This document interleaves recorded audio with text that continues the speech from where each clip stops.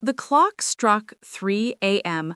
when a German shepherd suddenly dragged a sleeping baby from her crib. Her parents jolted awake, chasing their dog in panic, only to find him standing in the front yard, baby safe in his jaws. The shocking truth behind his actions would leave them forever changed. Sarah and Mark Peterson were devoted parents to their 8-month-old baby, Emma, and their loyal German shepherd, Max.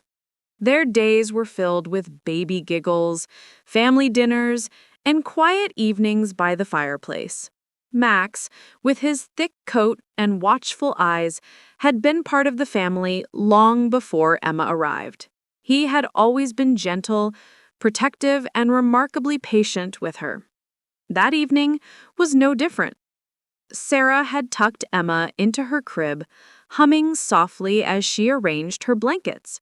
Max lay nearby, his ears occasionally twitching at the faint creaks of the old house. Mark had double-checked the locks and turned off the porch light, then joined Sarah in bed. The wind whispered through the trees outside, and a peaceful stillness settled over the house. But sometime in the early hours, that peace was shattered. Max stirred from his spot, his ears perking at an unfamiliar scent, a change in the air. The baby monitor crackled softly in the corner, but Max's instinct spoke louder. He stood, muscles tense, pacing quietly in the hallway. Something wasn't right. The loyal shepherd, so often content to sleep through the night, was suddenly alert and ready to act. Max paced the length of the hallway, his nails clicking softly against the hardwood floor. His usually calm demeanor was replaced by agitation, as if an invisible force was urging him to act. He let out a low, anxious whine and scratched at the door to the baby's room, something he had never done before. In their bedroom, Sarah stirred slightly at the noise. She nudged Mark, groggy, whispering, "Did you hear that?"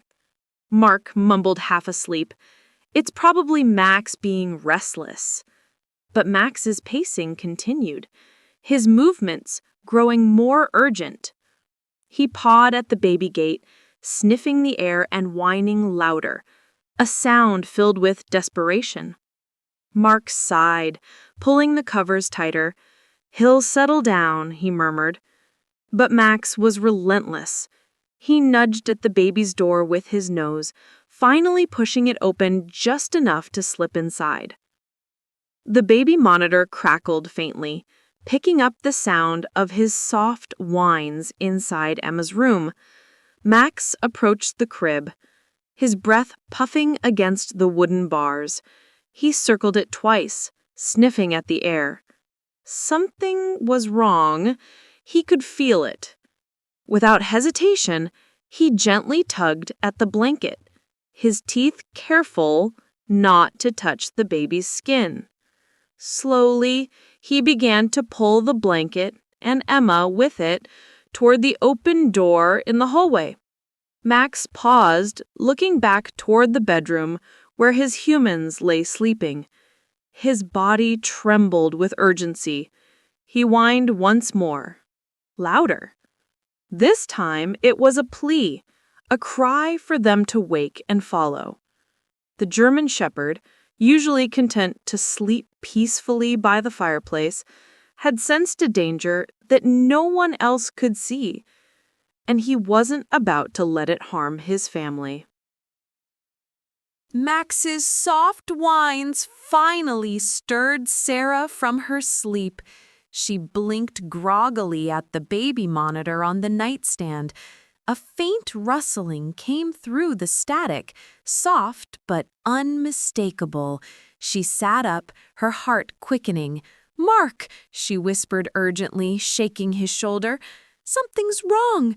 Max is in Emma's room." Mark's eyes snapped open, confusion clouding his face.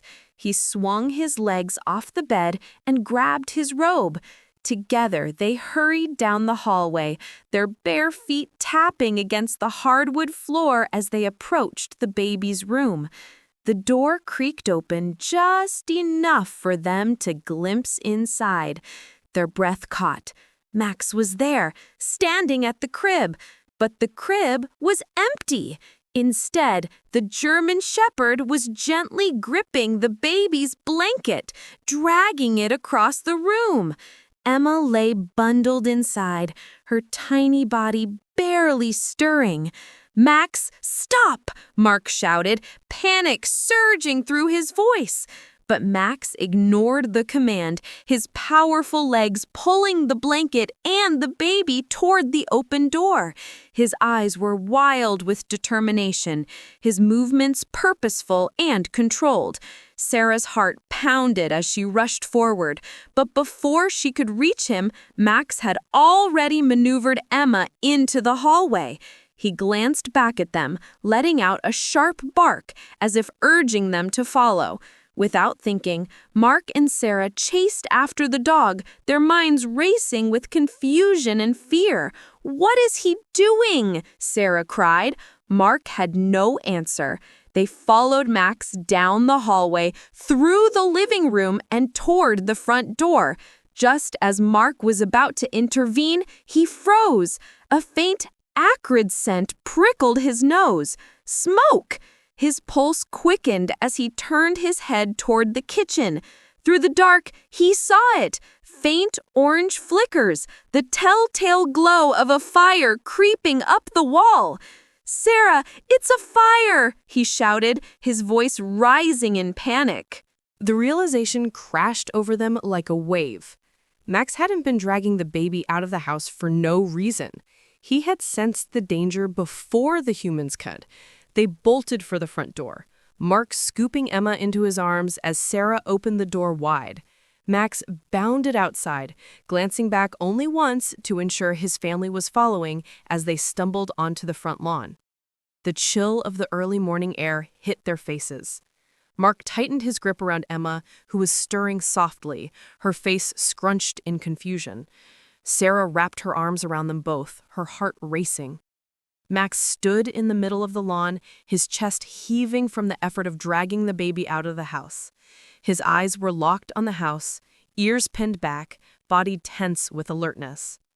Mark turned to look at the house, and his breath caught. Thick, dark smoke was now billowing from the kitchen window. The faint flicker of orange light had grown into hungry flames, licking up the curtains, curling along the ceiling. Sarah gasped, her hand flying to her mouth. "The fire!" Mark whispered, realization dawning. Max had sensed the fire long before the smoke alarms were triggered. His frantic pacing, his insistent whines, and finally his decision to drag Emma to safety. It all made sense now. Mark set Emma down on the grass, her blanket still wrapped tightly around her. Sarah knelt beside her, checking her over. Aside from being startled and slightly chilled, the baby was unharmed. Mark turned to Max, his eyes glistening with gratitude. "You saved her," he murmured, voice breaking. In the distance, neighbors had begun to emerge from their homes, drawn by the sight of smoke and the family's hurried exit. Someone called 911. Sirens wailed in the distance, growing louder as emergency crews rushed to the scene. Firefighters arrived within minutes, battling the blaze that had already consumed much of the kitchen. But thanks to Max's actions, no one was trapped inside. As the flames were doused and smoke curled into the dawn sky, the true hero of the night stood silently by his family, his body trembling but his head held high. Mark and Sarah hugged Emma tightly between them. Overwhelmed with "Gratitude," Sarah whispered into Max's fur. "You're her angel, Max." The German Shepherd leaned into her, his tail giving a faint wag. It wasn't just instinct that had driven him to act. It was love, loyalty, and an unbreakable bond with his family. As dawn broke, painting the sky with shades of pink and gold, the Peterson family stood on their front lawn, shivering but safe. The adrenaline that had carried them outside faded into shock and overwhelming gratitude. Mark cradled Emma, her tiny hands gripping his collar. Sarah crouched beside Max, her hands tangled in his thick fur. Neighbors gathered, murmuring in awe at what they had witnessed. One neighbor approached, her voice filled with amazement. "I saw your dog pulling the baby. I thought it was crazy, but then the smoke? He knew." Tears welled in Sarah's eyes as she looked at Max. The loyal shepherd, exhausted but vigilant, stood by her side, his tail giving a slow, steady wag. "You saved us, Max," she whispered, her voice breaking. "You saved our baby." Mark's throat tightened as he glanced at the house. Flames had gutted the kitchen, but the rest of the home was intact. The damage, though devastating, pulled in comparison to what could have been. Without Max's warning, they might have lost everything: their home, their child, their lives. As emergency responders finished their work, one firefighter knelt to pet Max. "Smart dog," he said with a nod of respect. Max accepted the praise with quiet dignity, his ears flicking forward at the sound of sirens fading into the distance. For the Petersons, the realization settled deep. Their dog wasn't just a pet, he was family, a guardian, and a true hero.